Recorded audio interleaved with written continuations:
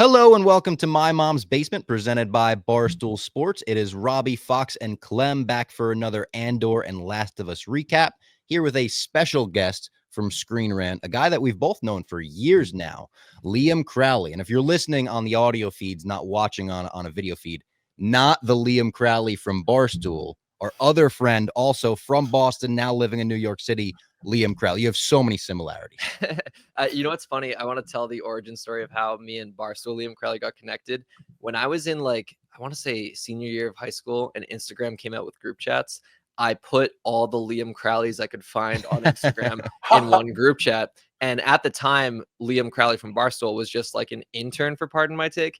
And then I saw in his bio, I was like, oh, you work for Barstool. That's so cool. And this was like sub 1,000 followers. Oh my God, that's so funny. And then he blows up like crazy. And I was like, I'm fucked. Like I got so much to strive for. And now we both have a little bit of a name. Well, now he jokes. I was saying, Clem, in the office, Liam Crowley will be like, God damn, this other Liam Crowley in New York. This guy's tall. He's in shape. He's fucking interviewing A-listers. He's got a nice job at Screenrant, putting together Thunderbolts screenings for people. I mean, you've been crushing it. I appreciate the kind words from yourself and from fellow Liam Crowley. But yeah, it's a funny origin of how we got connected. But yeah, it's cool to be in NYC doing the thing. Dude, he's been crushing it. His coffee show, every time I look on, is, oh, Bryce Dallas Howard's on. You're interviewing Channing Tatum. How many Avengers have you interviewed at this point? How many Avengers have lied to me is what I'm trying to right now I have clips of who has lied to me. Simu Liu lied to me. About being in Doomsday, right? Being in Doomsday. Pedro Pascal lied to me. Haley Steinfeld, I think, lied to me. I think she did. Doomsday, but she froze, and I was like, all right. But it was nice. You put her on the spot. Yeah, I don't like to ask people questions that are like forcing them to say something that they can't talk about. But if they have addressed it previously, I'm like, if the door's cracked open, you're gonna peek in there and say what's going on. I interviewed Katie Sackhoff yesterday for a new movie called Fight or Flight, and Star Wars is obviously a big presence on this podcast. She said recently, she was like, I have not worn the armor in 2025 when she was asked if she's going to be in Mandalorian and Grogu. And so I was like, well, it wrapped production in December of 2024. She was like, wow, I didn't know that. And I was like, yep, sure did. And, I like to ask the follow-up questions rather than be like, hey, on the spot, are you going to be in this movie that you clearly would have signed an NDA for? If the answer is yes. Do you have a favorite moment so far at Screenrant? Obviously, there's been great ones. Again, every time I look at Michael B. Jordan saying, great question to you after you're talking about his first movie after being a director. Yeah. That was a great clip. Thank you. And I appreciate you remembering that one. That was that meant a lot to me because of just he had done just 1 million interviews. And to kind of get that reaction of oh, this is actually a fresh question. That really is cool. I had a great moment with Woody Harrelson and Simu Liu for Last Breath, and Finn Cole, who was also in the movie, was a trio. And in those kind of junket settings, it depends on your time of day. Because if you're first of the day, you might get energy, but you also might get it's 9 a.m. and we don't want to do press. If you're last of the day, they've done 1 million interviews. You're bound to ask some duplicate questions. And I got them right after lunch, and they were buzzing, and they gave me a lot of goodwill going in. And we just had a fun conversation. I don't like doing the whole dressed up formal question and answer. I like it to flow like a genuine conversation. And then if we get some good snippets out of it, great. And those can exist as their own clips, their own articles. But yeah, we had a good moment where I talked with Simu about his future with Shang-Chi, and then Woody Harrelson with Haymitch. And Woody said there was a moment in the interview where they tried to divert from the question and compliment my suit. And then I just had a moment where I was like, Simu, we just want a sequel to Shang-Chi. And then Woody Harrelson was like, and he stays with it. And that little moment meant so much to me because they're actors at the end of the day. They know how to turn it on, even in interviews. And the fact that they Woody saw through, I didn't let the glazing, for lack of a better term, distract me from my objective in the moment. And the fact that he noticed that, it was you saw through kayfabe a little bit, to relate it to wrestling. Yeah, the crowd was trying to hijack the show, and I was like, we got a match. They're this kid's smartened up, he knows the business.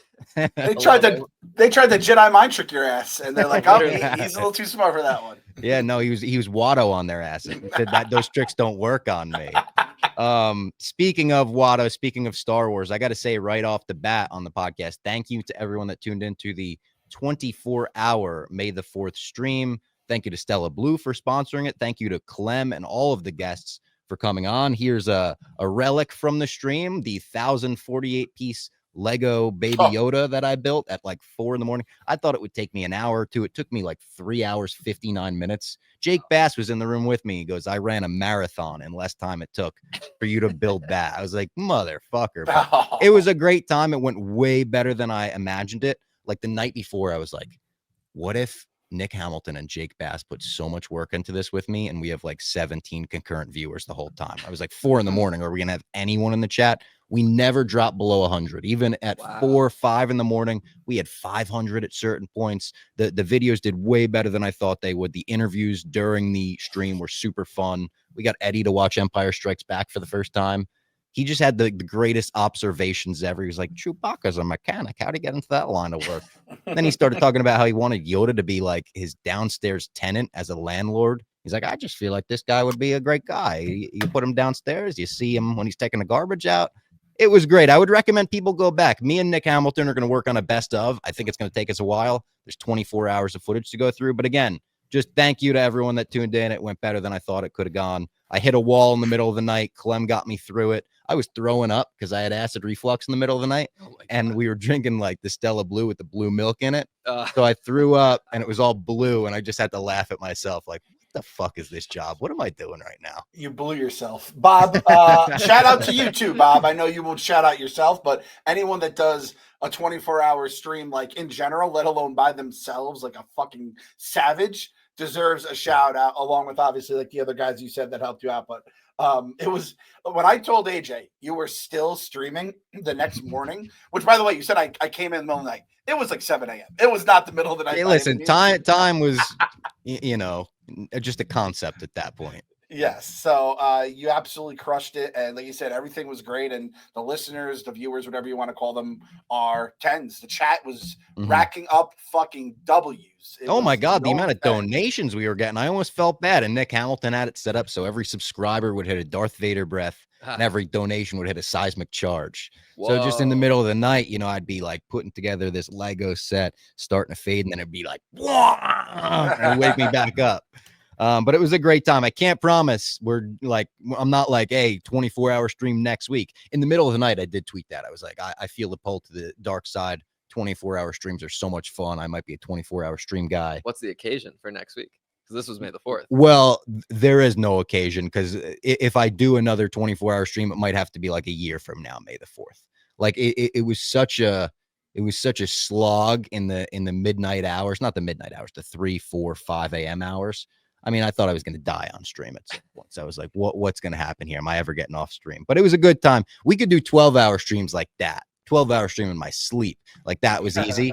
And then you hit 13, 14, 15, 16, 17 hours. And you're like, you had 17 hours and you've still got 7 left. And it was like, oh, fuck. Yeah, you hit a wall. What did I sign up for here? But it was still a great time. Again, I would recommend everyone go check it out. Me and Clem did a fan film in Central Park. Ridiculous, funny stuff.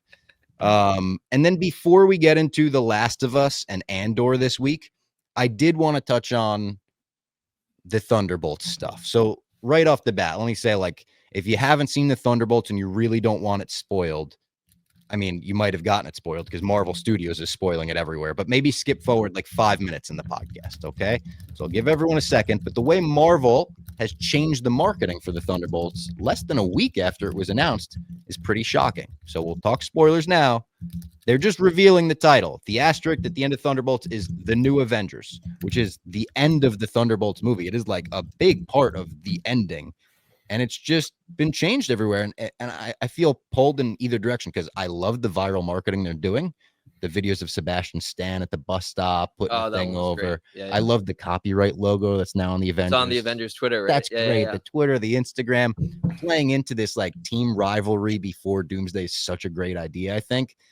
It's just so soon that I can't believe. And now that we're talking about spoilers and everything, I texted Clem and I was like, they're willing to reveal the ending of the movie. And they're still putting Taskmaster on all of the posters. It's crazy that they're like, we're going to spoil that, but not that.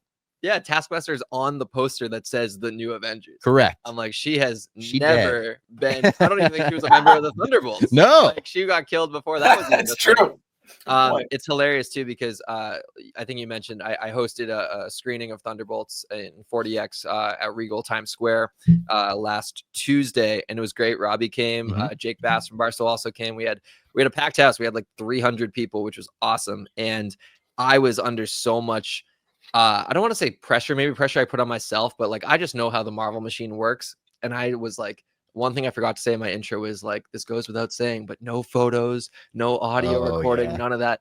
And luckily, the only person that took a photo messaged me afterwards, and she was like, is it cool if I put this on my Instagram story? And it was the new Avengers logo. God, like not even the new Avengers like title. It was in the post-credit scene when you have like the new God, yeah. comics. I was like, no, like not only ethically am I like, no photos are like, it's ridiculous that I can just go on TikTok right now and search Thunderbolts post-credit scene and watch 8 different HD videos. And I probably should admit this on a microphone, but like I remember in 2015 when Comic-Con was happening and feverishly searching Batman v Superman leaked trailer, like Avengers Age of Ultron leaked trailer, and I couldn't find anything because it was so easy to take stuff down and give those pirate strikes.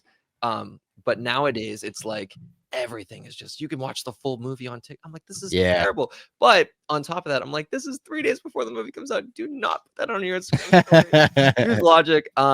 Yeah, it's a bold decision by Marvel, especially because we were talking before we started recording. I distinctly remember the Russos were on Good Morning America during the Endgame campaign, and it was the Monday after Endgame came out, and they were like, when is it safe to talk spoilers? The Russos said, give it 2 weekends. Yeah. And that had been the window for theatrical movies. It was like 2 full weekends.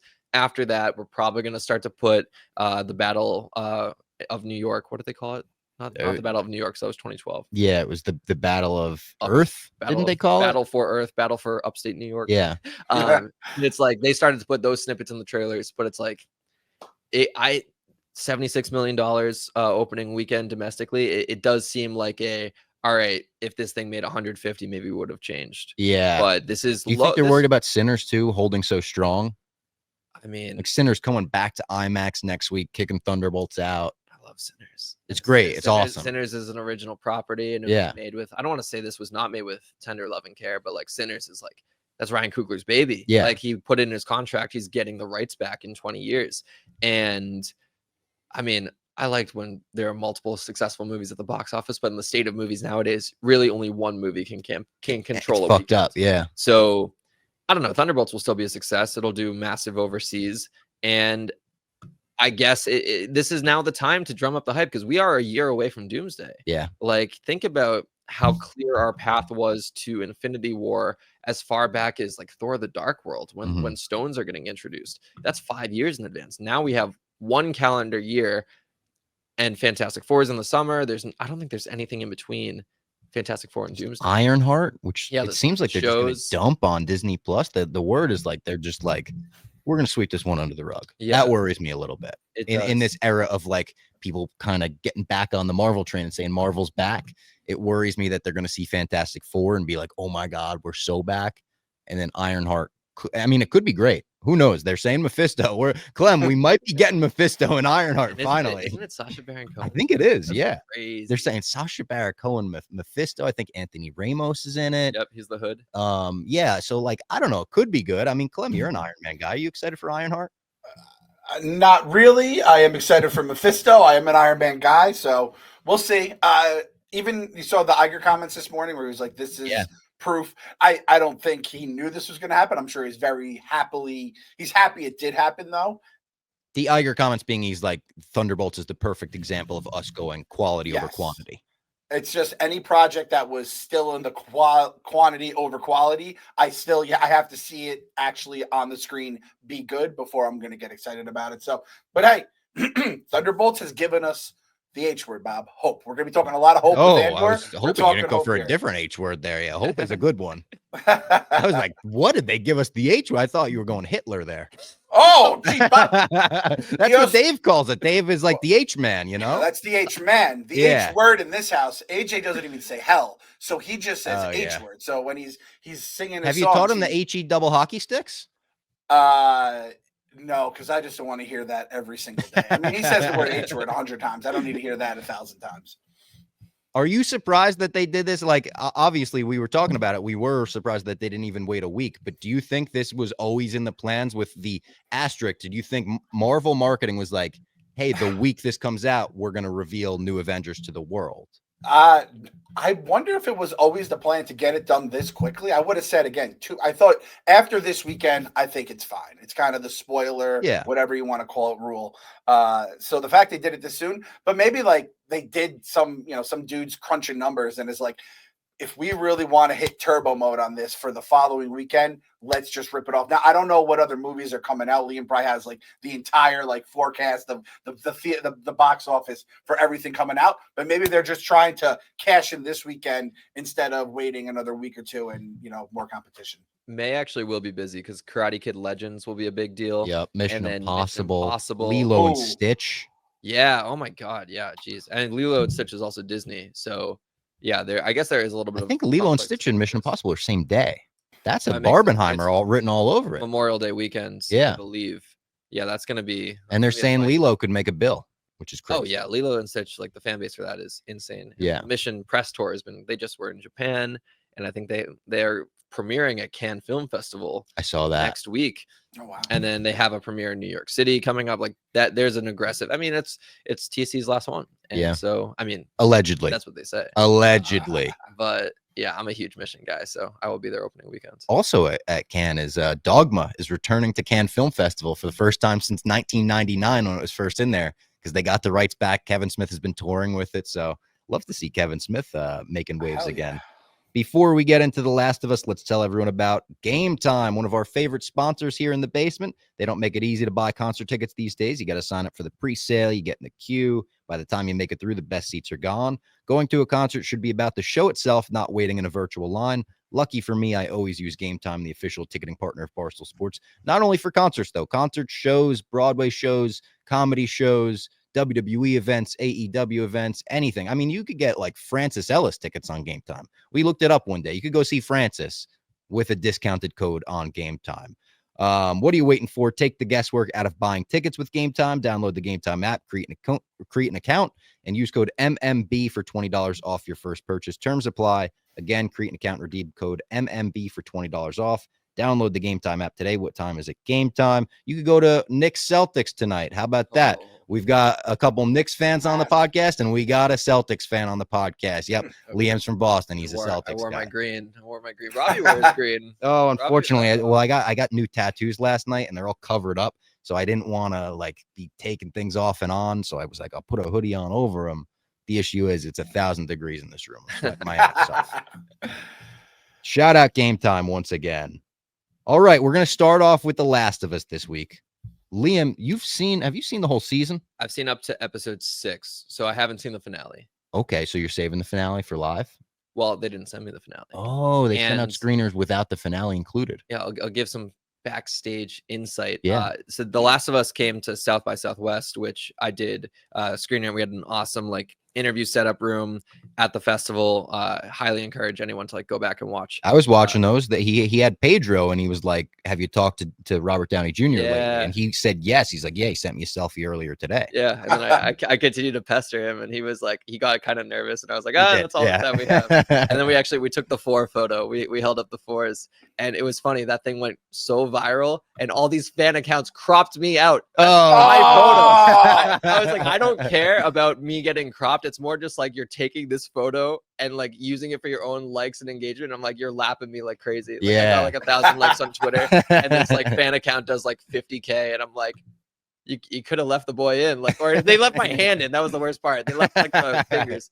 Anyways, getting off track. When they brought Last of Us to South by, they were very specific about you cannot do this interview unless you watch the screeners. And I was like, okay, of course. If you're going to send me the screeners, I'm going to watch it. They gave me a 48-hour window to watch said screeners. And when I opened it up, they had only sent the first episode. I was like, is this a mistake or whatever? And they were like, no. The screeners are just the first episode for South by. And I was like, okay. And I watched the first episode, and I thought it was a solid premiere, but I was like, this was the most important thing I needed to watch before these interviews. And then we do the interviews, and everyone's played the game, so everyone knows the direction that Last of Us Part 2 goes. And so I ask them, how are we gonna everyone knows what's going to happen kind of, and they're like, oh, well, your expectations, you never know. And then we all see episode 2, which is essentially like a Game of Thrones level Last of Us episode. Like, aside from the big, I mean, we can talk spoilers at this point. Spoilers, total like, Last of Us. Like Joel's death is like a huge moment, but like outside of that, the clickers attacking battle, and everything, like, oh my god. Anyways, that being said, they sent me the rest of the season except for the finale. For I can say this on the podcast. We got Gabriel Luna on Coffee Chats. Oh shit! Dropping on Monday. That's awesome. Monday, May 12th. Yes. There we go. So whenever you're listening to this, it might already be out. And he was great. We talked for like 40 minutes, and my editor's like, how are we going to get this down to like the 15-20 sweet spot? And I'm like, I'm sorry. It's a good conversation. Yeah. Just kept going. He's a great guy. So I watched those episodes to prepare for that one. And anything spoilery we save for obviously later when those episodes air. But it's a long way of saying the fact that I haven't seen the finale tells me it's going to be a massive finale. Yeah. Because usually when they conceal stuff like that from press, this is a high quality season. It usually means one of two things. It's either they're not confident in the product and they don't want you to see it in advance, or two, it's such a big thing that they can't trust even the people who sign their life away on NDAs and stuff like that. Like, we get it that you gave us like all these rights and you signed and initialed and all that, but still, you're not watching it until the world sees it. So yeah. Clem, you kind of hit me up, or not hit me up. We talked about it on stream, on the 24-hour stream, and you were like, I don't know if I'm so in on The Last of Us anymore after this episode. Are you feeling the absence of Joel? I'm feeling the absence of Joel. And after he died in the previous, whatever episode that was such a great moment, big moment, I should say. But then, like, a lot of people were kind of being like, well, this is when the show is going to start sucking, and you get all the internet hate and whatever. And I was like, guys, shut the fuck up. Can we just enjoy this show? But then there were times, this episode in particular, after last episode, which we said was a little bit of a setup episode, where it's like, yeah, there's a whole lot of soul missing from the show right now. And I think they can get it back. But whenever you take a guy like Joel, I'm sure the game felt the same way. It just is like, there's just this void. Not the different kind of void that we had to deal with in Thunderbolts, right? That's a whole other thing. I feel like the void has to be filled, and I think that it's going to be interesting to see what they do. I'm in. I'm locked in. Obviously, Bob, you got me into the show. I'm just scared now. This void is going to be filled with more scary zombies, which is why I'm scared to watch the show to begin with. Yeah, when we talk about the game versus the show, again, listen, I didn't play the game, so I'm sure there's game people that will be like, fuck you for saying that. But I feel like the game couldn't have hurt as much as the show, because the show had Pedro Pascal in it. And the game, I know people fell in love with that character in the game, but he was an animated character. Pedro Pascal is America's sweetheart. We all love Pedro right now. That's a really good point. He's Reed Richards. Come on. He is Reed. And thank God we have like Reed Richards coming to the big screen this summer, because otherwise I would need to be watching all Liam's interviews with Pedro. I just need to know he's okay. I need to know our boy is safe. He was keeping Baby Yoda safe. He was keeping Ellie safe. Who was keeping him safe? Who watches the Watchmen? I want to share a quick story about Pedro, because he is like genuinely like heart of gold. I know people like that who like are so, you know, they get so many projects at once, and people can get oversaturated, and people can be like, are they really that genuine behind the scenes? When he walked into our South by room, it was an interview with 4 other cast members. So it was me sitting in a chair like this, and then 5 of the Last of Us people. And he walked in a little bit later. I think he was just getting a water or something. And usually, you know, customary, you shake everyone's hand before, hey, what's going on? I'm Liam. I'm going to be doing the interview. Like, love the show. They all sit down. And then I had already been sitting down, had my mic and all that, so I couldn't like get up again. Pedro walks in. He sits on the end of the couch. And I was like, oh, what's up, Pedro? I'm Liam, by the way. I was like, and then in the moment, I just go like, I would shake your hands, but we're already sitting, unless you can stretch. And I didn't realize when I said the moment. And then we both go, and we don't have it on camera. And it broke my heart. He did have that moment, and yeah, he's a great guy. And then he played along. He took the selfie afterwards, and I was like, I hope I didn't put you on the spot with that whole RDJ thing. He's like, no, you're fine. We're all having fun, and like, you know, I'm not prying. I'm not like, you know, have you read the script? Oh, did you guys see what Alan Cumming said about him today, by the way? No, what? Alan Cumming, who plays Nightcrawler, went and did an interview with someone, and they were like, what's it been like on set? He's like, it's crazy. Like, we're fighting someone new every day. The other day, they told me you're smashing Pedro Pascal's head into a wall. And everyone was like, what? I don't think you were supposed to say that, buddy. Yeah, so it's clearly been 22 years since you had Marvel media training. Yes. That is clear. Wow. That's Fox media training. That's not even Yeah. this Marvel. So Fox, they showed him like a quick fucking pamphlet video, like the Andor Gorman video, where it's like just propaganda or something, real quick training vid. Back to The Last of Us though. I laughed out loud seeing Josh Peck in the opening of this. Oh episode. my god! I don't know if that hits for you, Clem, because obviously, like you were never a Drake and Josh Amanda show guy. I don't think, but seeing Josh Peck, hearing him say the words "jizz boy" in the first 5 minutes of this episode, I was like, "What the fuck?" It was almost as crazy as seeing him be like the one to hit the button in Oppenheimer. Yeah, I checked too because I saw that episode in advance and I Googled. I was like, was this known? And it was not on his IMDb. Yeah. It was not on his Wikipedia. I was like, damn, I know that Josh Peck is in The Last of Us and no one else. I can't talk to anyone about that. I like laughed seeing him and then like gasped seeing Jeffrey Wright. Even though I knew he was in the show, I knew he was in this season. When he gets in the first scene in this episode, I was like, oh shit, here we go. I had to Google Josh Peck after I saw people talking about it on Twitter, What? and it hurt. And then I got 2 fucking youngs here taunting me because of it now, which makes Drake this and hurt Josh was even my more. childhood, Clem. Drake and Josh, I wanted a red Stratocaster with a white pickguard because of Drake Bell in Drake and Josh. Like I was obsessed with that show completely. I graduated from college the year it came out. So that just makes me want to do bad things. the twist too of Jeffrey Wright turning on the whole squad in the opening, throwing the fucking grenade in the van and saying, all right, make a choice now. Badass as hell. So good. Jeffrey Wright rocks. He's one of my favorite actors. Put him in anything, like get him in a Star Wars. Let's get this motherfucker into Star Wars because he rocks in everything he's in. Hunger Games 2, obviously The Batman, Westworld. I know people love. I didn't watch Westworld. Saw the first season, and then I was told it drops off. So I heard the same thing. Keep a pure view of this. He's the Watcher. The Watcher. Oh, he's got such a great voice for the Watcher too. Yeah, Jeffrey Wright's a lot of Wes Anderson as well. He's just like someone who just like loves the game of acting. Yeah, like he doesn't seem. I don't want to say he doesn't seem selective with his roles because that almost makes him sound careless. But he just does so many projects all the time. Dude, American Fiction. Yeah, like so he good was in that nominated movie. for an Oscar for that movie. Yeah, and love like, American Fiction. So good. Yeah. He's so good in it too. Like he makes that movie, he elevates it for sure. And this is he did motion capture in the voice of this character in the game. Oh, Yeah, really? this is like a carryover. This was I didn't even know that. Did you know that, Clem? I had no clue. I love that. I love that they've been doing that with so many different characters, or giving them some sort of the people from the video games are being placed into the show. But when you see Jeffrey Wright, though, doesn't it feel like the gravity changes in the show? You're like, oh fuck, something's about to go down. Like, or this guy is a problem or someone really good because he just carries that with him. And it does change too by the time you get to his monologue where you're like, he's talking about the pans and he's got the kitchen behind him, and then they cut to his fucking torture victim. It's like, oh my god, it took my breath away. That was when we were talking about it, Clem, and we were like, did you like the episode? Did you not like the episode? I said I really did like the episode. The end I felt like maybe trailed off a little bit for me, but like the Jeffrey Wright moments hit, the fucking hanging bodies moment hit. Like there were some crazy visuals. Yeah, the torture victim. I was like, we are on HBO. Yeah, guy with like, dick out, bush out. It was crazy.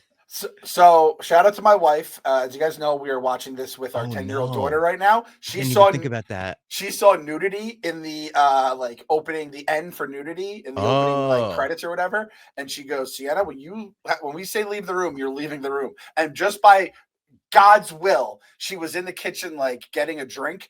When that guy showed up on screen, he said, stay in there. Stay in there. I'll let you know when you come back out. And I mean, let's be honest. The dick was probably the least of our concerns, which is what you're looking at, because the rest of it will haunt you for the rest of the days, right? Did she see the intestines hanging and all that shit? I don't think so. I think somehow we were able to skid out of that one as well. So we got. Are you being truthful, or are you just making sure Dyfus doesn't come after you? Yeah, exactly. I would let it be known. I mean, there's probably 17,000 other things on this show that she shouldn't have already seen. The thing is, it's like, unless I put a password on HBO or Max, like I have on PlayStation and YouTube, she's just gonna watch it the minute we leave the room. So we're kind of just screwed either way. I loved the oh fuck of the any sound, like the slam of the dumpster makes them be like, oh fuck, that was a mistake. But then 2 seconds later, they bring a horse into a vinyl shop and start playing the drums. And I was like, the drums, pick up the guitar. And they do pick up the guitar. It's a nice take on me scene. I think that's a pretty famous scene in the game as well. I don't know if that's the song she's playing, but I'm pretty sure that it is. That's the scene where you're able to like with the controller like hit a couple chords on guitar. And there's like cover videos on YouTube where people go into The Last of Us and they'll try to cover like fucking Dear Maria on the acoustic Ellie guitar or whatever. But I liked you know, Horse in a Vinyl Shop. I was like, that's a fucking Action Bronson lyric right there. Yeah, or I was saying a bartender joke. Horse walks into a vinyl. Yeah, shop, true. Right? John Mulaney stand-up bit too. Yeah, Horse in a Hospital. Hospital. That's a great bit. I love that bit. No fucking way the guitar would be in tune though. After all those years, no fucking way would that guitar be in tune. I mean, whoever puts the like moisture absorber, that's the person who takes care of it. But I don't know if a guitar could like physically stay in tune during all that time. So Bob, I'll take your word on that one. What I will not hear is like, I know they're kids, but like they've also been raised in this godless world that they're living in. They just don't give a shit anymore. They're just loud, having fun. They're fucking morons is what they are. We're just like, all right, no one, the clickers can hear us. There's also like these wolves that we're trying to like sneak up on. And let's just fucking have a jam session in the middle of Seattle. Take on me. What are we That's a doing? good cover.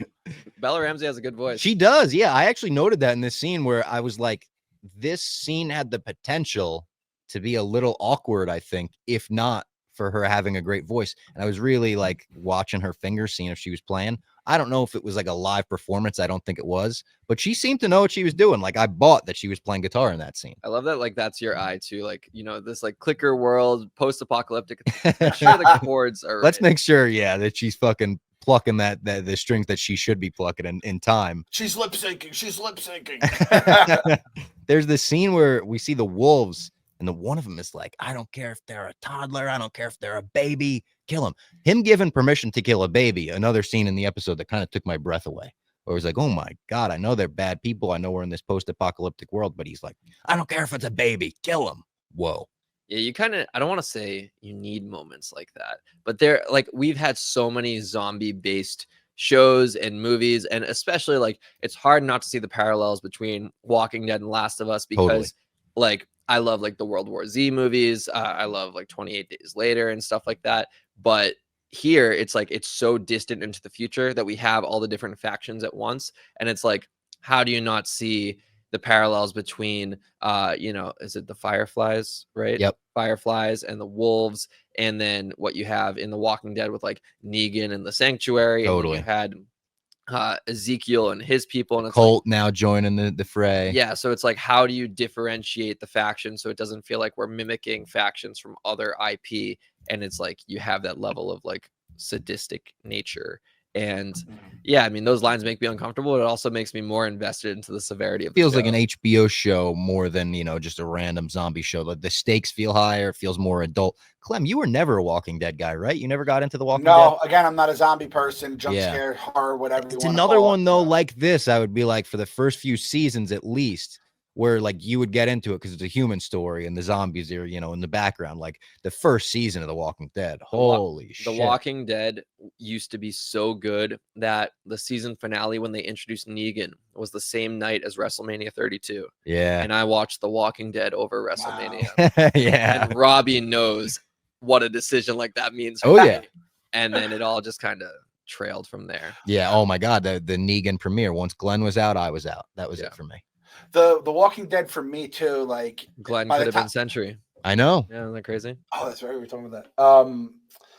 The Walking Dead for me is kind of like Lost, which once I was like, you know what, maybe I will give this a shot. People then were turning on the show. It's like, yeah, it lost its way. So I was like, all right, I'm just gonna act like it never happened and just ignore it. So both of them are kind of just sitting out there right now for me. I loved the like escape sequence that Ellie and Dina, right? Dina, yeah. Dina. Ellie, I always go to say Nina. I don't know why. Ellie and Dina have the train escape sequence. It was very dark. That was the only like little criticism I could point out, was like I actually had to get up and turn the lights in my apartment off so I could see what was happening in the show. But it felt very Left 4 Dead for me to compare it to another like zombie video game. There were levels of that happen in subways. And I just never like seeing the caption, "Screeching intensifies." When that came up on the closed caption, I was like, we're fucked. Screeching intensifies is a bad one. I also liked the Dina seeing the bite, panicking, putting the gun up, saying to Ellie, don't make this harder than it is. Ellie's speech felt great in that moment. The immune speech, the desperation, and then the quick game planning of, all right, like I can prove this to you. Let me sit in that chair, point the gun at me. I thought all of this was great. And it was like, up until the pregnancy reveal. That came out of nowhere. I didn't know that was coming. I'm sure game players did. Everything after that, the romance stuff, I thought was fine. Everything before that, I thought was pretty great. The immune scene being maybe the highlight of the episode. Yeah, that whole moment I really liked because it was like the way that she didn't panic and like, just believe me, just believe me. It's like, no, it's okay. Like, we can prove it. I also thought, just show her the bite mark that you just cut up and turned into like a little cut. Be like, look, the burn, the cut. She showed her later. I was like, show her right away. You've been bit before. Yeah, people are way too comfortable with, like, I guess it's post-apocalyptic, so they've had guns pointed at them before. Yeah. But I often, like, I'll put myself in the main character's shoes, and I'm like, if anyone ever points any type of weapon at me, I am like, the scene in first Amazing Spider-Man, what's my weakness? Small knives. But I'm not being sarcastic. Yeah. I'm like, I'm freaking out. I'm like, whatever you need, here it is. I'm immediately shitting my pants. I don't have cash, but I got Venmo. Like, just take it all. Yeah. And I think we've been here, not in this situation, thank God, but where it's like, I know this sounds crazy, and if I was you, I wouldn't believe me either. But like, she hits her with that, Yeah. right? And it's like, I swear to God, I'm immune. And if the roles return, I understand me shooting you in the face, but I am immune. It's real. We get immune bomb, then pregnancy bomb, just lobbed at each other. And then the ending of the episode, bomb. Yeah. Bomb. We fast forwarded past the sex scene, not because it was two women having sex. It was just sex scenes, two men, two women, man, woman, with a 10-year-old daughter. Yeah, aliens. They're getting fast forwarded with the daughter in the room. I have kind of a uncomfortable question, Bob. Oh, is the kid Ellie's? No. Nah. What? Bob, come on. I fucking know. I know how kids are made more than you know, technically. So come on, Bob. You have kids, yeah. No, that did. Yeah, I was thinking like they didn't address like who we could assume who the father is, right? Because she was dating the other guy, but maybe not. I don't know. They kind of said it. They're like, is it his? And or she was like, it's his, right? Like being like, you're not slutting it around, kind of a thing. She got like offended. I did love the quick scene where she's like, are you sure? She's like, yeah, I found a pregnancy test. I peed on it. She's like, you peed on it? She was like, yeah, that's what you do. I don't just piss on things. Like, that was such a funny line. And Ellie not knowing that's how pregnancy tests work. I thought that was hysterical. And then the ending was cool. Like when they go out on the roof and you see that crazy view and you see the bomb go off, that got me kind of fired up for next episode. Kind of like made me feel the way I did when they were going, was it Seattle last season? Are they going to Seattle this season? I think they're going to Seattle this season. The Melanie Linsky episode where they met the kid and his brother. One of them was deaf. Like, it gave me the vibe like we're going into the fucking city again. Like, we're on an endeavor, we're on a journey, shit could go wrong. So yeah, I would say this episode I thought was I think I liked it more than last week, to be honest. I think I would put the Joel death episode 1 right now, the premiere 2, this one 3, I think. Yeah, this one had more stuff going on for sure. You have the subway scene and the horde or whatever you want. Yeah, that was good stuff. And the Jeffrey Wright stuff, again, I think was great. The torture very scene good. Is like, man, I really don't like humans. And just kind of a glimpse into this war that the wolves are having with this religious clique, which, by the way, I thought these people were just going to catch L's every single episode. Turns out they get some wins along the way, right? Yeah. Like, and as soon as those people were hanging with their guts hanging out, I was like, Ellie going all the way to Seattle to avenge Joel feels like the dumbest plan in the world now. Like, just sit in Jackson, watch fucking movies. You have hospitals, modern medicine. You have all this stuff. Revenge is going to do nothing for you, and you're in basically hell now. So there is part of me. And then also Ellie using her hand to save Dina was like such a great, using her arm and letting the zombie chew on that was like last desperation. And that was a good line too. And she's like, trust me, I would die for you. That's not what I was doing there. She's like, I'm fucking good. I have a scratch. I have a bite. It's just like a normal scratch or bite. It ain't like a zombie bite. I will say going through those turnstiles in the subway has like changed. Like on a crowded day, just like not even worried about someone biting me, but more about just like you might have to worry about that too. I'm getting used to it. But like when multiple people are going at once, it's just like all it takes is one hand getting caught. Just I'm like, no. Yeah, no, that's nasty work. That is a great call. And for anyone, I mean, I know New York has them. I don't know what other cities have those kind of turnstiles. It also, like, I have to like look to go like, which way am I going here? And to do that on the fly as it's rusted, as a horde of zombies are chasing you, God bless those girls for getting out of one piece, because I don't know if I would have done it. Before we get into Andor now, we're going to discuss the latest Andor arc that just dropped. We're going to tell everyone about AURAFRAMES, which is an absolutely great gift for Mother's Day. You're ready to win Mother's Day and cement your reputation as the best gift giver in the family. Give the moms in your life an Aura digital frame preloaded with decades of family photos. And that's the key, too. When you give the frame, make sure you give it preloaded, and then you set it up immediately, and it's almost like a gallery through the years. Your mom sets it up. She gets teary-eyed looking at the pictures. If I set it for my mom, oh, Rob, look, when you were in kindergarten, when you were wearing your Star Wars prequel shirt to school, she would be absolutely thrilled with it. It was named the best digital photo frame by Wirecutter, and it's easy to see why. There's unlimited storage. You could add as many photos, videos, and funny memes as you could find. Mix in a meme for your mom, throw in a meme. Well, who is that, Rob? Is that Ewan McGregor as Jesus? One of those where it's like, praise the Lord on Easter Sunday, and it's Ewan McGregor as Obi-Wan or something. It's a great Mother's Day gift, and they've got a great deal for Mother's Day. For a limited time, listeners can save on the perfect gift by visiting auraframes.com to get $35 off plus free shipping on their best-selling Carver matte frame. That's auraframes.com, AURAFrames.com. Promo code is Mom's Basement. I'll put it on the bottom of the screen here so everyone could see it. Just Mom's Basement, no apostrophe on that S. Support the show by mentioning us at checkout. Terms and conditions apply. I got to shout out my mom, too. She was in the chat, the 24-hour chat. Whoa. At one point, someone was like, someone has like the last name Fox in here. And I was like, what's the first name? They said, my mom's first name. I said, that's my fucking mom in the chat. And she was just leaving the most supportive messages in the final stretch. You got this. I love you. It was so sweet. I was like, what a nice thing. My mom was in the chat. My uncle was in the chat. My brother was in the chat. It was a family affair. It was absolutely beautiful. It was absolutely beautiful. And wait, breaking news, Bob. I actually have bought the Aura frame for not only Mama Clem, but for Wifey Clem, who is a mother as well, mother of two, that we watch Last of Us with our kids with like savages. And I used the code Mom's Basement, and between those two things, I got $85 off, and it to be here today. And free shipping. Yep, and I can pay, and the thing is, they have to send it very quickly, right? Because it's Mother's Day, and I got free Amazon expedited shipping, so it'll be here today. And then they already sent me the link to preload everything for my mom. Because again, that's the hardest part. I could give my mom the frame. It's just it'll have the same 6 pictures that I give her initially with it, and then she'll be like, every time I come over, can you just go and look at the frame here? Can you do this thing for me? This way, I can give it to my sister who has kids. I have kids, and we could just load them in with all her grandkids, all the pictures of us as kids, and they don't have to lift a finger. And they just get to be moms, sipping their coffee and doing mom stuff while their grandkids and kids are on the frame. So it's an awesome thing. I even did my research, went on Reddit, and people were like, "This frame is awesome." So I love to hear that. I love to, and happy Mother's Day to all the moms out there as well. If we've got moms listening to the basement.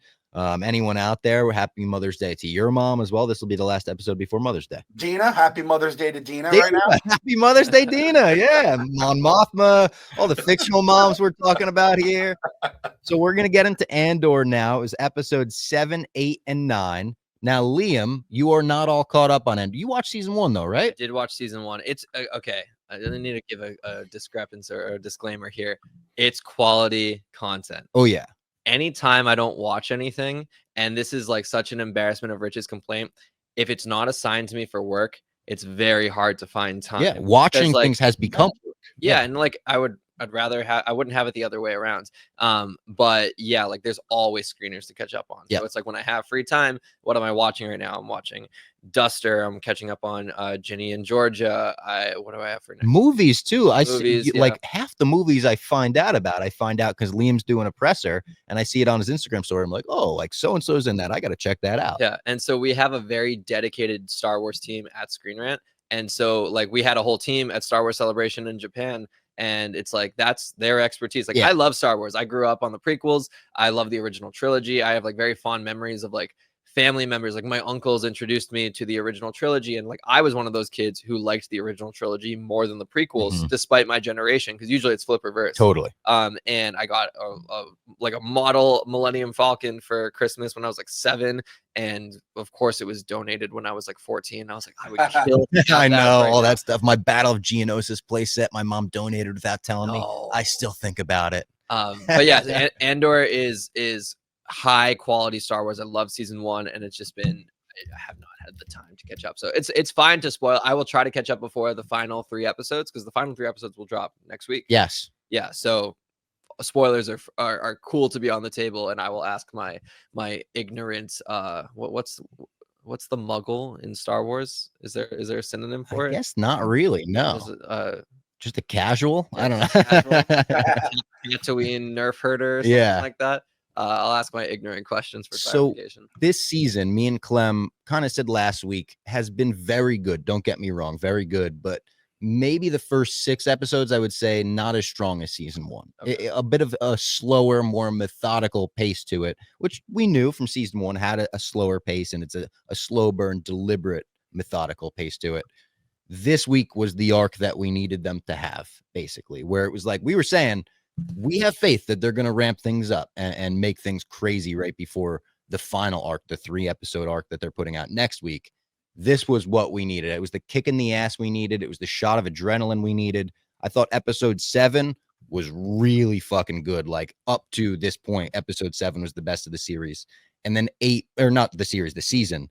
And then 8 blew me away. I thought 8 could have been the best of the series. It's right up there with the prison arc from last season. 9 is right up there with 8. Like 8 and 9, I thought were 2 of the best of the entire season. Clem, are you with me there? Yeah, I thought 9 could have been a finale. The finale. Yeah, and we could have totally. lived with it, Yes. Which now I'm really excited for, what is it, 10, 11, 12? Yeah. And that we saw a heavy spoilers tweet. We love heavy spoilers. I love we, Paul, right? Yeah, we put a lot of like trust in his opinion, because we line up with a lot of his opinions. And he tweeted the Interstellar Matthew McConaughey crying and said, I just watched the Andor finale. It's perfect. The finale. The finale. Whoa. So that really like hypes me up, where I'm like, how are they going to outdo this arc this week, which was written by Dan Gilroy, Tony's brother, who wrote the Aldani heist of last season. Oh, yeah. The Eye and all of that. He also wrote Nightcrawler. This guy's a fucking absolute killer when it comes to writing. He wrote the shit out of this arc, dude. The tense moments, the monologue moments, the low-key interrelationship moments. It was, I mean, it's everything I wanted out of this season and this series. Like, in this arc, they connect the entire series together, where characters are meeting that never met before. It's I mean, full spoilers, Mon Mothma and Andor finally meet. And that's like a fucking moment. It feels like, okay, the rebellion is starting to connect together. We had a bunch of frayed rebellions and Saw's group and Luthen's group, and they can't even trust each other. We're getting to a point where I believe these guys could steal the plans to the Death Star one day. We got a fucking chance, Bob. We got a chance. Dan, so Tony Gilroy, what did you say? He has the sauce? Oh, yeah. Tony Gilroy's got the sauce. He's got the sauce. So I'm going to say, and then like that's a sign. And then on the little part, like written underneath, it's not a sign yet.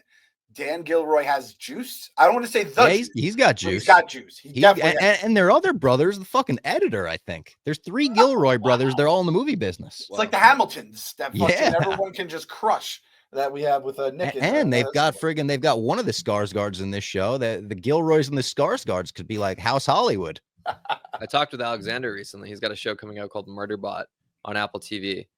Pretty solid. Dude, Alexander Skarsgård is fucking awesome. He's the one from Big Little Lies, right? I believe so. Or is that the name of the show? I always confuse it with the Little Fires Everywhere. It was some show like that with Nicole Kidman. He's lights out good as an actor. All the Skarsgårds are, to be honest. Bill Skarsgård is the creep Skarsgård, right? Yeah, he's in He's in It. He's in Nosferatu.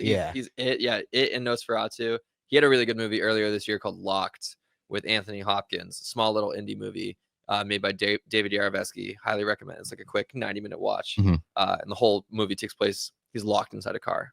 Oh, I love movies like that. The whole premise. And it's Stellan Skarsgård's in this one. Yes. Right? And he's so good. I didn't realize, we discussed this last week. I think he had a stroke a few years ago, and he now has all of his lines because he has memory issues now. So he has his lines fed to him in an earpiece, which almost makes everything more impressive to me. Obviously more impressive from the fact that he is resilient and is still acting after everything. But like thinking of trying to deliver a monologue while I'm getting it fed to me in my ear, like I don't think I'd be able to do that, like physically. He's also at the age too where like you could retire and like Oh my money, God. the money's not an issue, but also legacy's not an issue. Yes. Like you have created like a decades long career with just like an amazing body of work and like still going at it for the love of the game. Like, gotta respect it. He's a legend. And I wonder if the themes connect this year like they did last year. Like, do you remember every episode had a different theme when they showed the Andor logo? But if you played them all together at the end of the season, it was like a composition. It was they had every piece of the orchestra was a separate theme. I assume it will connect because I thought that was a cool thing and everyone praised it last year. We get a lot of Yavin 4. It looks gorgeous, to be honest. Like Andor's got a cool ass hut in the woods. We were answering the question, where would we want to live, Clem, in a Star Wars planet or whatever. It's like, maybe I throw Yavin 4 up the ranks on my draft board. Bob, honest question. This is the pod. This is the trust tree. Liam's in the trust tree as well. When they were talking Yavin and you saw it, did it move a little bit? Oh, it moved. Absolutely. When I see those temples, absolutely. The blood is flowing. Things are moving. Absolutely. It took me a second to understand what he was. Yeah, the little lightsaber. That moved. Fresh off the fourth and the Revenge of the Fifth. I mean, you're in Star Wars mode at this point. So, yeah, it's going to move. The sickest thing Robbie has ever said, which granted, this kid is a sick bastard that loves what he loves like no one else I've ever met. He's like, I woke up from my sleep after my 24-hour stream, which I'm like, Robbie must have had the craziest dreams ever, talking Star Wars for 24 hours straight and then going to sleep. Coach, that always will make your brain go a little haywire. And you go, yeah, the first thing I thought of when I woke up is, oh man, we're getting a new Andor tomorrow. It's like, what's wrong with you, dude? I was like, oh fuck yeah, we got new Andor. I know it's gonna ramp up. I know it's gonna be better. It was, I mean, like I was 2 hours off stream and I was texting people about like Tales of the Underground or Tales of the Underworld already. I was like, not ready. And that was also, I was like, it truly speaks to how good this was that I wasn't like, oh my God, more Star Wars shit. Like after the stream, I was like, holy shit. So captivated. As captivated I've been with the Star Wars show since the fucking prison arc in season 1, the One Way Out and everything. I loved like Will getting back and not even trusting Andor at first to tell him where he's been. He didn't want to tell him he's with Saw. He's just like, Luthen wants to know if you're ready to work again. My note was just like, let's fucking get Dedra. Like this show is so good that it fires you up to get the bad guys. It makes you, it's still real to me, damn it. Like it's one of those where like kayfabe thrown out the window and I'm just bought into the heels and the faces right now. I love it. And Dedra, amazing casting. We might say it every week. The person that saw her and was like, we need her in an Imperial outfit, absolutely on the money. I love the Star Wars news narration. So like you get like news broadcasts throughout the episode where they're like, the Imperials are moving in, they're lying to us about this, and it feels like a real news broadcast, but it doesn't feel out of place in the Star Wars universe either. Like very much fit. Yeah, and I don't know if we've ever had that in the Star Wars universe. I mean, for my basic ass, I've never seen it. But just even like the different spins from the different networks for the different planets, I'm like, oh shit, like that kind of works, you know? And very good. Let's be honest, it's hitting a little close to home right now, Robert. It's hitting a little close to home right this arc is like, a little close to home. This arc, Mon Mothma's speech, Tony Gilroy is.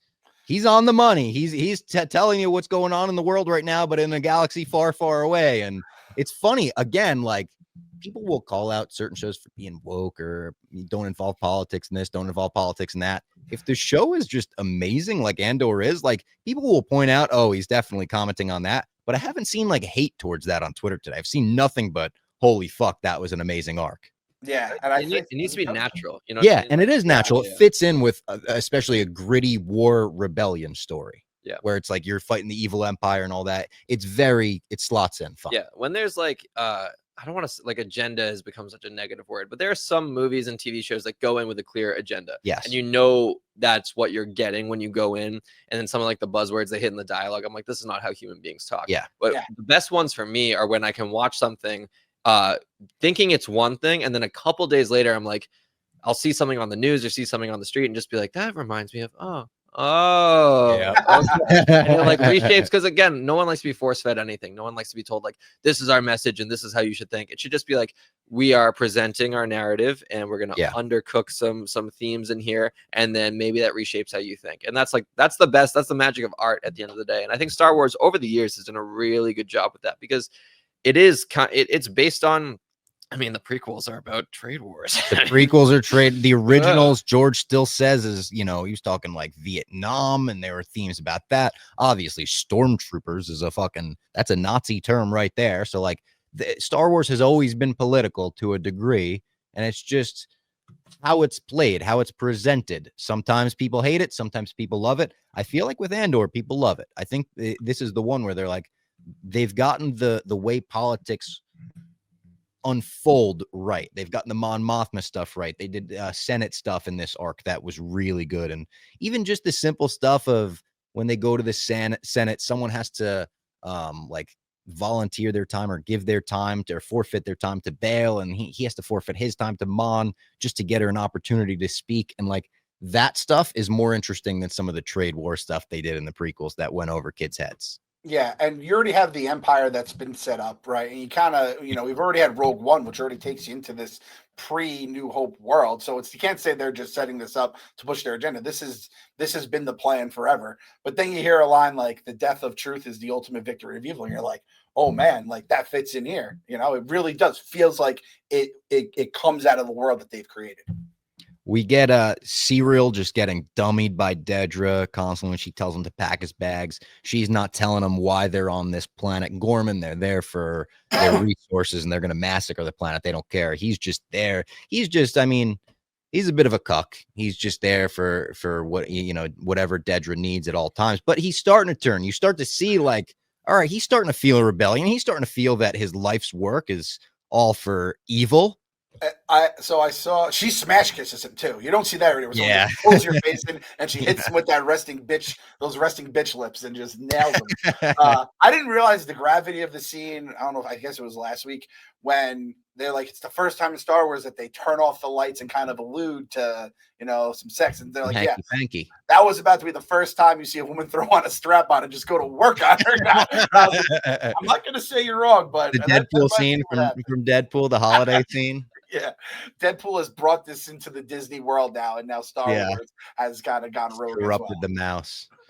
There's just a genuine rebellion feeling throughout the entire episode. Like when Bix lets Andor go out, and she's like, she lets him go out with the boys. Essentially, she's like, "Yeah, go join the fucking rebellion. Like, let's split up here. It's fine." Felt very Hitman-y when Andor gets to Gorman. He returns to Gorman. He sees the bellhop. Again, that brought him in, and the bellhop is trying to subtly tell him, he's like, "You got to get your own bags this time. Like, I fucking remember you, dude. Like, be careful out here." That was all good. And then it bleeds into episode 8 so well. This arc felt like a movie more than maybe any other arc, where it's like he takes his briefcase out at the end of episode 7, and he's got total Hitman style, like the gun disassembled into 1,000 parts. It looks as cool and badass as it could look. And then episode 8 picks up with him assembling the gun. So it's like right afterwards. And episode 8 was 8 your favorite of the arc, or was 9 for you? I'm trying to like 8 was the actual rebellion, the actual massacre in the park. 9 was more the Mon Mothma escape. I mean, it's probably 1A, 1B. I guess I would probably go 8, but I don't know because I'd go 8, but it was close. It's close, yeah. It's Infinity. And they're amazing. There's a realization. Oh no, it's a trap. There they actually say it's a trap. That's right. Star Wars fans always fucking Rick Dalton pointing at the screen. We love that shit. The old guy, I forget his name, but the old guy that has the longer hair, that's part of the rebellion on Gorman. Him grabbing Serial as they're marching into the town square. They're trying to get everyone into the town square to massacre them. And he grabs him and he just starts fighting with them. And Serial fucking fights back. So well acted. Serial also reminds me so much of Adam Scott. Like the way the actor, the way he acts. Maybe it's the Severance thing too. There's kind of Severance vibes with the Empire, the sleek white look. But you could have cast Adam Scott in this role and he would have crushed it. Bob, let me tell you what us casuals call the guy with the long hair. The dad. We just know him as the dad. We're not going Star Wars names. That guy doesn't need a name. He played his role perfectly. That was really good acting, though. Like you're like, man, these guys have this dynamic that's been going on. He's probably not trusted him since day one. Just all the shit in Gorman going back. Again, I think of that propaganda video and how, or was it? It was like the advertising video for Gorman. It's like the tourist attraction video. And it's just such a happy-go-lucky video, and just knowing what it's about to become, it's so like it kind of just gets you sick thinking about it. And just the bellhop, his whole story going into it, and even when he's like, you know, rebellions are built on hope. How about that? He dropped it on Andor, and then Andor drops it in Rogue One. Andor is fucking stealing that line. C&D, bellhop on Gorman. Stole my goddamn line, just like, what's his name? Skarsgård's in all these movies and shows where people are stealing other people's lines. I also loved how the Force healer, like, people don't trust the Force anymore because the Empire has probably been spending God knows how many years fucking muckraking and propaganda against the Force being bad for you and shit. That was a good scene too. That was in the previous episode, episode 7. Andor's got this issue with his shoulder, and he's brought to a Force healer.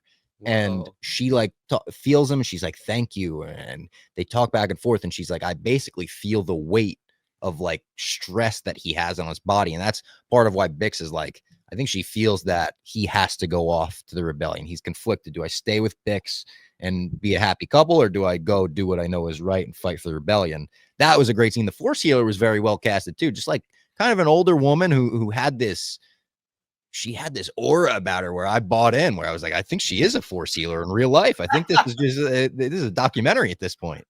Are Force healers, have they been in any shows or any of the cartoons or anything that I haven't seen? I mean, Rey and Baby Yoda are the only two I think we know of. And it was like debuted on the same week. Like the week that The Mandalorian showed Baby Yoda doing a little Force healing was the same week that The Rise of Skywalker came out. And Rey heals Kylo after she stabs him on the Death Star wreckage. That was the week Filoni gave the green light that Force healing's a thing, I guess. And he's like, all right, get the Wikipedia editors ready. Like a Disney a Disney era Star Wars thing. I'm sure it existed at some point in the extended universe, but Disney's really, we've done it 3 times now. That I think is a really good expansion of the Force. It makes sense to me. Why would a Force user not be able to do that? In Andor, is it more like a physical therapist though? A physical therapist mixed with, like, you ever see those videos of people lining up to get the demons pulled out of their body? Yes. Had a little bit of, like, not that over the top, but like people are lined up to meet with the Force healer. Rey and Grogu was more impromptu. Yes. It was like something happened and I'm going to try to use this ability, but this one it's like advertised. Yes, you go to the Force healer and there's going to be a big group and she'll get to you, but yeah. And it's also like a chiropractor where I feel like people that are legitimate, like MD doctors, are like, that's just bullshit. You're not going to get from that. They're giving you crystals. Kyber crystals. Kyber crystals, for sure. The Imperial with the scar, just great look. There's an Imperial with a fucking massive scar on his face. Great. The score was so good. There were moments like Cassian spotting Dedra, and he's there as a hitman. When he spots her looking out over the courtyard, you feel that, oh my God, you see the tie come overhead, the stakes, the tension.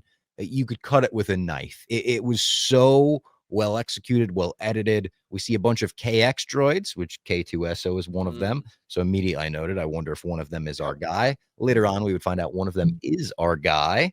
The Molotov cocktails being passed around while they're all there. You just see the shots of people fucking passing bottles back and forth. That's ramping everything up. They start singing this gore song where they're like, the valley, the highland. They keep singing it. It was getting me fired up. I'm on my fucking couch at 1 a.m. last night singing, "We Are the Gore." I'm getting into this planet I never knew I would even be into. And then they have this scene where finally Serial confronts Dedra about, what the fuck are we doing here? Like, are you setting a massacre up right now? And she gives him a very on-the-nose line. She says, "I'm just following orders," which we all know what that's a reference to. We're talking Nazis, folks. And again, on the nose, but not out of place. Like, it fits. The Empire is basically the Nazis we're watching. And you see Serial's dark side. He fucking chokes her. He grabs her. It's a little scary seeing his dark side as well. And he gives her a cutting line where he just says, "Good luck, Dedra." Walks out of there. Yeah, I thought that was going to be how Dedra dies. I thought there was a chance too, as this is like it's a fucked up redemption to like murder her, but like, is it? And I thought he was gonna get some kind of redemption sacrifice in the end. He doesn't, which that also shocked me. He sees Andor in the courtyard lining up the shot with Dedra, and he's like, "This is my girl," and Andor's also the guy I was going after. I've committed my entire Empire existence to. And he snaps. He just fucking fights Andor right away. Great fight scene. Kind of Endgame vibes when Andor's like, "Who are you?" Reminded me of like, "You ruined my life. I don't even know who you are." And you took everything from me. R.I.P. my dog Serial. Rest in peace. So I RIP my dog Tony Stark. We always remix that for our people. I'm not doing this. I'm remixing this one. Rest in piss, you bitch cereal. I like that. I like that. He don't deserve the Tony Stark. He doesn't get the Tony Stark treatment. He gets where's the extra E going? That's a cereal, maybe something like that. Double E at the beginning. Did you like the way they executed his demise, his ending, the entire fight with Andor in the chaos of war, massacre? You know, Gormans are shooting stormtroopers, stormtroopers are shooting Gormans. Yeah, I mean, I think it's like fitting too. I don't think he realized just how much a part of the evil machine he was a part of, right? And then it all just kind of comes crashing down. It's like it could be too on the nose that he's facing Andor as it's all going down, as he's trying to assassinate his girlfriend, which he doesn't even realize at the time. But I mean, the fight scene was really good too. I enjoyed the fight scene. And then like once that's over, Cassian's just like, fuck, I'm in the middle of a goddamn massacre going on. And just being on the ground floor of a massacre is why I've never seen a movie, and I'm sure they exist, where you're in the middle of like a genocidal fucking massacre where they're just murdering people and just target practice on like I did not like it. I like it a lot more seeing it with laser beams than like if it's based on real events or with bullets. Yeah, so, true. Lasers make it a little more tolerable. Not, not blood. You don't get blood splatter and shit. But there's a scene where one of the KX droids just picks up this woman on the ground and launches her. Her head fucking snaps on the ground and she's just dead. He just throws her to her. He throws her 20, 30 feet in front of him and she just slams head on the concrete dead. And it was a fucking intense scene. I'm going to admit this, though, as everything I just said about the massacre being heavy, I laughed a little when I just started seeing. Oh, no, you laughed when he yeeted her? It was a little funny. When people were flying, it was funny. Because, like, where the fuck are these people flying from? Oh, yeah, the droids are just, like, I'm thinking, like, what wrestler had a move like that where he would just toss people? Is there a guy? I'll tell you who. I think I'm pretty sure Keith Lee had it with the pounce. Yeah. I think Bam Bam Bigelow back in the day in ECW. Bam Bam. When we're talking ECW, Bam Bam, I think he had scenes where he would just fucking pick someone up and throw him into the crowd, like a Spike Dudley or something. I know Spike Dudley got thrown into the crowd at some point. Many times. Yeah. Also, the KX droids. I was thinking about this. We did the whole debate. The 100 humans versus one gorilla. Then we Star Wars themed it, and we made it 100 Ewoks versus one Wookiee for the stream. 100 humans cannot take down one KX. I'll say that. KX unaffected by blasters towards the end of this. You need to run them over with a car, essentially. I did this with Gabriel Luna. 100 Jackson residents versus one bloater. Okay. And I honestly kind of forget the way he took it, but I mean, in the show, he took out the bloater. True, with a but he had a flamethrower. Yeah. So I was like, we removed the weapons. No weapons, yeah. And yeah, you'll have to watch Coffee Chats on Monday. Watch Coffee Chats. Yeah, good plug, good plug.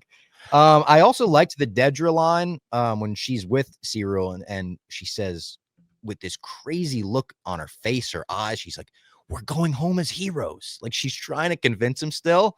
That was good. The KX that Sam killed is our K2SO. So we have like almost a scene like the bloater walking up on Tommy, but it's the KX droid and Andor's fucking shooting it, trying to get its attention towards him. It's walking towards him. He's shooting it over and over again, unaffected. And then Sam comes out of nowhere and just runs it over with this giant, like, not a speeder, but it's like almost like a tank type. It's a floaty tank, hover tank. I was hoping you knew what it was because I was like, probably on Wikipedia already. Yeah, definitely is. I also, again, I'm not trying to make light of this fucking massacre, but it would have been funny if all these protesters were in the middle of this square, just jam packed, and they've locked the exits, and the stormtroopers just start shooting them, and they don't hit a soul. Like, I was thinking that. I was like, thank God that we don't have death troopers out here. We've got like the stormtroopers. At least we're getting some survivors. There will be people trying to tell the story that the Empire won't tell. And we get a distress call at the end of the episode that was also incredible. Like Chill's talking about it. You hear the distress call talking about the massacre that happened. And you just see this look on Diego Luna's face. He's got glassy, teary eyes. You see a tear drop. Dedra goes and breaks at the end of the episode where finally she goes into a room by herself and just unloads, like just completely breaks. And then the bell, you get just a bell to hit the end of the episodes on credits. I've never wanted to hit like next episode faster in my entire life. And I was so angry at Dedra, so fired up for the rebellion. I was ready to fucking join. I was ready to go, okay, there's spiders in this season where they're like, Gorman has a lot of spiders on the planet. So part of the way that the rebellion will pass messages is it seems they like taxidermy these spiders and they'll put a message in the taxidermied spider. And I said I wouldn't buy a spider if the rebellion relied on it. I take it back. I would fucking buy a spider for the rebellion at this point. Would you put it on your face like Mark? No. Let's not get crazy. Let's not get crazy. I'll fucking buy it and wear like, you know, some rubber gloves or something. Okay, fair enough. Episode 9, I loved I think it was a senator or someone at the beginning of episode 9 just says, remember Gorman. And that's almost going to be the Star Wars never forget at this point. Like, I feel like we're going to go to Star Wars Celebration and we're going to see people in remember Gorman shirts. Like, people are going to take the Gorman massacre real seriously. Mon Mothma's got that white on. I appreciated that. It's like Tiger Sunday Red. I was like, okay, rebellion time. She's got the white on. And very quickly, I think I'm warmed up to the Bail Organa recast. Last week, did you know they recast him? I was gonna bring it up because I was like, I saw that they recast him just scrolling Instagram, and I was like, whoa, it's weird and jarring when you first see him. This was a scheduling conflict too. Yeah, which is like heartbreaking because usually recastings, it's like got in trouble or actor too old, the time period doesn't line up. Yeah, or recasting. Yeah, like you said, they'll do a prequel, and it's like, who is it? Smits? It's Jimmy Smits. And it's weird because he played the character in Rogue One and Obi-Wan. So he's like, this is the in-between zone for him. And we got a different center. I said I almost wanted an MCU ass line where the first time they see him, they're like, oh, looking slim. Or like they acknowledge that he looks a little different from the last time we saw him. Yeah, totally. For Thunderbolt Ross. Like, I like that shit. Maybe it's a little too like goofy for the tone of Andor. But it took me one full episode of getting this guy, I forget his name again, but getting him in the show. And he's a really good actor. I've seen him in other shit. He's in Poker Face, actually. He's like the boss in Poker Face. I was like, okay, I get it. And I'm okay with it. And I was buying him as Bail Organa. Are you with me there, Clem? Or are you still thinking it's a little weird? No, I'm fine with it now at this point. I just can't believe Jimmy Smits bailed on it. Oh, that's good. For Dexter too, I think. I'm not 100% confirmed on that, but Dexter Resurrection is coming back, and he was in the original. The reboot. Oh, the original Sin is the prequel. Yes, but Resurrection sequel series. Yes, and I believe he could be in Resurrections. Okay. I don't remember if he died in the original series. I don't think he did. I'm trying to think. Also, is this like probably one of the only times where an actor will like sandwich a role, right? Because like probably, yeah. Has there ever been a time where someone's been like played this role and then someone else popped in for the thing that was shot later but exists in the middle canonically? Like it'll be weird if you want to go back and watch like a Bail Organa arc and start with the prequels and then do Obi-Wan and then do Andor and then go to Rogue One. I think he even voiced the character. I'm pretty sure Jimmy Smits voices the character in the cartoon. Oh, wow, really? The new actor's name is Benjamin Bratt, and I do got to give him credit because I think if he wasn't as good as he was, you know, it would have taken me longer to warm up to that. But Mon Mothma, she just Genevieve O'Reilly has this constant look of terror on her face, constant look of dread, constant look of her world is closing in on itself right now. She destroys a bug that was under her desk in her office, and there's just the terrified look up that she has afterwards was great. I wrote let's fucking cook, Luthen and Mon.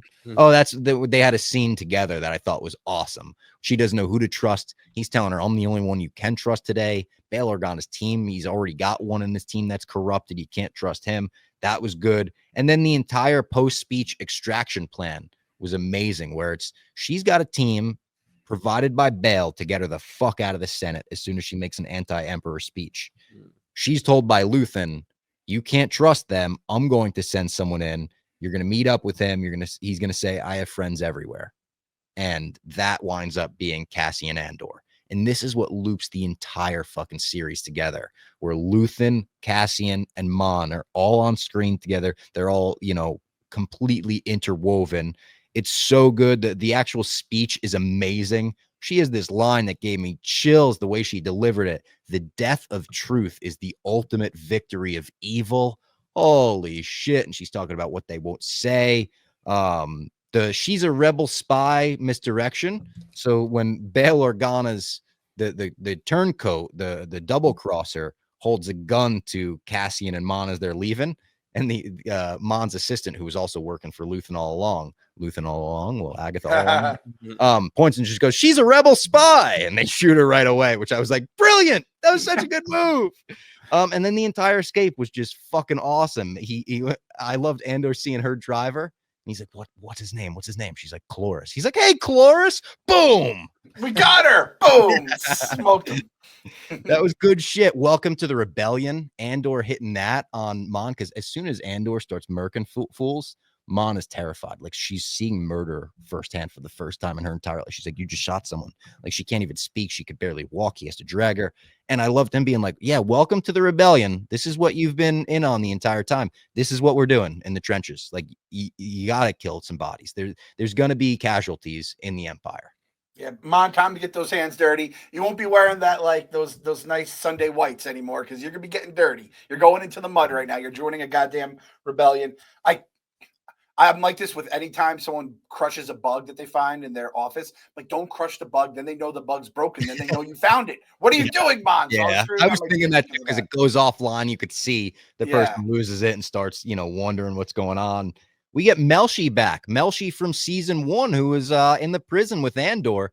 I almost forgot until I had to do the lookup where we see Vel get a blaster. She's like, "Who does this blaster belong to?" And it's Mel. She kind of walks out from the back, and he's on Yavin 4. It feels like that Rogue One vibe on Yavin 4. There's a great line where Andor, or Mon Mothma, says to Andor, how can I repay you? How can I ever repay you, or whatever? And Andor just says, "Make it worth it. Make everything worth it." And I was like, this fucking thing is making the original trilogy better. When I see Mon Mothma in Return of the Jedi, I'm like, she fucking did it. She made it worth it. The Bothans that died, they fucking made it worth it. And then I just had, oh my God, no Bix. Because, oh my God, this was the first movie. Listen, back in the day, I was crying at everything. This is the first movie or TV show that's made me tear up in a while. The ending of this episode is Bix leaving Andor a message where she's like, "Listen, I know you can't make this decision, me or the rebellion, so I'm going to make it for you. It's the rebellion. And I'll see you when it's all done. I'll see you. I'll find you after we win the war." And we know the fate of Cassian in Rogue One, and it makes it all the more heartbreaking. The actress that plays Bix is also delivering this monologue looking directly at the camera. It's like a close-up shot of her, again, teary-eyed. It reminds me, this is a crazy comparison, but it reminds me of a monologue Tusk, the Kevin Smith crazy Justin Long movie. Yeah. But it's so well done that the teary eyes, and it made me tear up. I wasn't full on crying. I didn't have a tear roll down my cheek, but I was just like, fuck, this is a beautiful way. Again, like you said, Clem, this could have been a finale. By the end, you see K2, and they revamp K2, and they make sure maybe they take the chip out of him, or make sure he's on our side. And they all point the gun at him first, almost Last of Us way of like, we're going to make sure that when he wakes up, he's okay. And he wakes up, and just perfect K2 Alan Tudyk is like, if I've upset you, I'm sorry. Otherwise, I would rather you not point that gun at me and point it elsewhere. It's like a funny way to end. It could have led right into Rogue One. I'm excited to see what we get next week, but this was as good as I could have expected. It blew away my expectations for this week, I would actually say. Yeah, I mean, I think we were hoping for something like this going into the season, and we hadn't seen it yet, and we're like, well, there's only 2 weeks left. There's 6 episodes, but only 2 weeks. And again, I do think that having even these episodes where it was action-packed, having them together made it so much better. Yeah. Because if you had to just go from one week to the other. Yeah, it was a movie. It was a fucking movie. It was a movie. And even if they put 2 episodes together, you still would have the third. I think having them all together made it such a better experience. So I'm very happy with it. That was one of our takes that is not freezing cold. That was a good take by us. We were like, I think the release schedule will make sense. Yeah. We also put faith in it, like last week we were like, I know it's slow, but we know it's going to get good. And it fucking did. Yeah, it did. The Galactic Senate still fucking hits. It hits even better than it did, because you're starting to see the inner workings of it all, seeing everything, the different planets, but even how Mon's thing is moving, and all these people just going back and forth, and even like the hallways, like it just looks so awesome. And that's one thing from the prequels that I did love, was how the Galactic Senate looked, and they're still crushing it. I have friends everywhere. It's such like we don't say this anymore, but humble brag. Like, all right, guy, I got you. I know it's a little code word, but you don't have to tell us that. And then when Mon was in the Galactic Senate, I said she cooked like fucking Jamie Lee and the Bear. She had like 17 different things going, and she just crushed every single one of them. And I wrote Bubba Bix, you Bubba bitch. Thank you for your service, because it was the right move. She did the right thing for him, for her, and for the rebellion. But it was the hardest thing she had to do. So thank you for your service. And for the next episode, I want as much Luthen as possible, because I feel like he's probably done. He's just fucking gallivanting around in daylight in the middle of Coruscant talking to people. I feel like he knows his time's almost over. So I want to get as much with him as I can. And I'd love for one of the last scenes to have as a bunch of different rebels on Yavin feel like we're in war, and things are going on, because it'll be a year later, right? So I want to see, we'll have people from Rogue One there, maybe people from New Hope where they're alluding to, like, oh, I got this Antilles guy coming in. That'd be good, yeah. So I'm hoping we get a little bit of original trilogy prequel sprinkling in, because it's New Hope, but not a ton, maybe 1 or 2 lines or characters or something. But yeah, I could have lived with this being the finale, would have been fine with it. The fact we get 3 more, and it's probably going to be a wartime episode. Yeah, that's pretty fucking sweet. Do you think we see any of the two guys at the top of the Imperial org chart? Do you think we get Emperor or Vader? There's a lot of Emperor talk. I was thinking maybe an Emperor hologram. I don't know if we're getting Emperor in the flesh, but maybe an Emperor hologram, a little blue Emperor, him giving an order to the Thrones guy at the top of the ladder there. I don't know. Also, I don't know how much Mon we're going to get in the final arc, because as far as I know, I think she's headed off to join the Rebels crew in the animated series. Like, the Rebels crew then brings her, and then she gives another speech to the Senate where she speaks out against Palpatine. She steps down from the Senate to kind of declare herself with the rebellion. So I think the final arc was going to be very, very Cassian focused, and maybe Luthen. He seems like he's not getting a happy ending. I feel like we might see his demise. What was his? I don't see the sun rise. Yeah, he's planting seeds for a tree. He's never gonna see. Yeah, all that shit. Also, we got a good tweet from Patrick Kilbrogan, and he said, "Robbie, can we get a hashtag Ronnie Guja for this week's MMB?" That was Cassian's fake name that he kept having to clarify to people from the Mid-Rim News. I think he kept saying, he was like, Ronnie Guja. Yeah, Guja. Kept having to tell people. So listen, I don't even care how you spell Ronnie Guja. Hashtag Ronnie Guja if you made it to the end of the episode this week. Liam, thank you very much for hopping in the basement with us. First time, but not the last time. We'll have to get you back for some Marvel stuff, especially. Yeah. No, this was so much fun.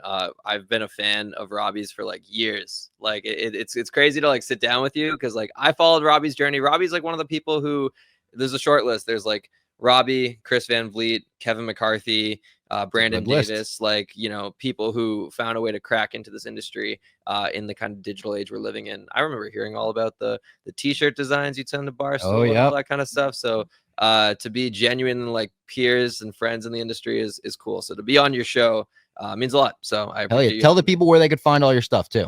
Yeah, so everything exists on Screenrant, and I'm always promoting my own stuff. So at Liam T. Crowley on socials, Twitter, Instagram, TikTok, mainly Instagram. So like interview snippets will go on there as reels and stuff like that. Great follow. I appreciate that. Always on my story too. So like links will guide you to the YouTube and Instagram and the website and all that.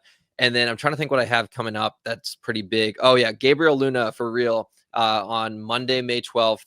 It'll drop in the morning on Coffee Chats. And that show, like, to shout it out a little bit here, it's such a labor of love. When I was brought into Screenrant, they wanted me to have a show, and I had always had this concept since I was like 19 years old in college, and we had done a segment similar to it on my campus TV station, and then to kind of bring it into what it is now as a budgeted interview series with fairly big name actors, and we're going to different coffee shops in New York City. It means the world to me. And obviously, as you guys know, we're in the engagement business. So as long as the views are there, the likes are there, the comments are there, I will be able to keep doing more. And we have some pretty big names in the pipeline, and I really want to make those come to fruition. So if you're a fan of The Last of Us, if you're a fan of Gabriel Luna, and if you're a fan of just like good, genuine conversations, please check out that episode when it drops Monday, May 12th on the Screenrant Plus YouTube channel. It's called Screenrant Plus. It's not like a tiered subscription. It's just like our additional YouTube channel. And beyond that, definitely a lot of big stuff in the events world and red carpet world and interview world. All will exist on Screenrant. So just, give me a follow on Instagram, and you'll be up to date on everything. There we go. And next week we'll be back to recap the Andor finale and also Last of Us penultimate. Is next week Last of Us penultimate or not yet? I believe next week's 5, so not yet. Yeah. We're not there yet, but next week will be big for Andor. Because I will say one more thing. Me and Gabriel have a good chunk of the episode that can't air because we talk about stuff that happens in episode 6. So there will be like a bonus where we're calling it Coffee Chats Refill. Yep, nice. And refill. That'll drop the week after. A little good, really. There's a conversation that happens in episode 6 that I don't want to say anything because I don't know what spoiler embargoes are like. I don't even want to allude to it. There's a conversation in episode 6. We'll spoil shit eventually. We talk about. And you'll know when you see it. And we have a good conversation about that. So Coffee Chats Monday, bonus episode the week after. Hell yeah. Hashtag Ronnie Guja for this week, and we'll see you next week.